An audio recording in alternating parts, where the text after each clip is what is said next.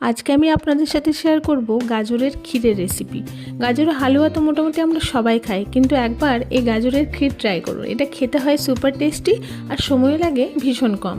তো প্রথমেই আমি গ্যাসটা জ্বালিয়ে নেব।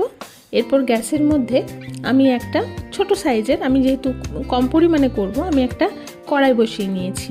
এবার এই কড়াইয়ের মধ্যে আমি দেব অল্প পরিমাণ ঘি, আর ঘিটা একটু গরম হয়ে গেলে এর মধ্যে আমি দেব তেজপাতা আর এলাচ। আমি আগে থেকেই 3টে গাজর ধুয়ে গ্রেট করে রেখেছিলাম, তো সেই গ্রেট করা গাজরটা আমি এবার ওই ঘিয়ের মধ্যে দিয়ে দেব।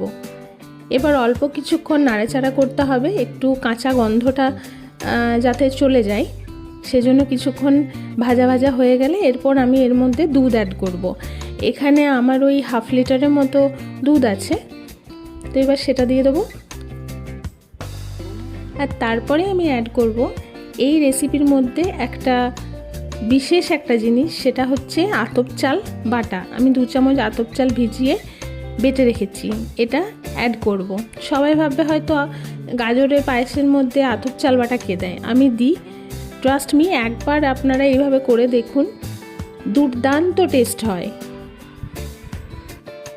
এবার এটা আমি কম আঁচে জাল দেব, দুধটা ঘন হওয়া পর্যন্ত এটা কিন্তু জাল দিতে হবে।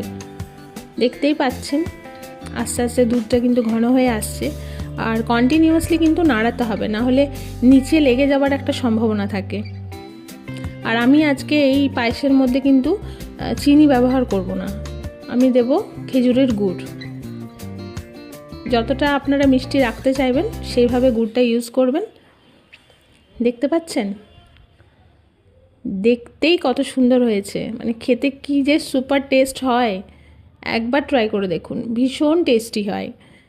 গাজরের হালুয়া তো আমরা সবাই খাই মোটামুটি, ওই ড্রাই জিনিসটা আমার আবার পছন্দ নয়, তাই আমি এইভাবে ক্ষীর বানিয়ে নিই। আমি এর মধ্যে ড্রাই ফ্রুট পছন্দ করি না, আপনারা চাইলে দিতে পারেন। তো আমার পায়েস রেডি। Thanks for watching.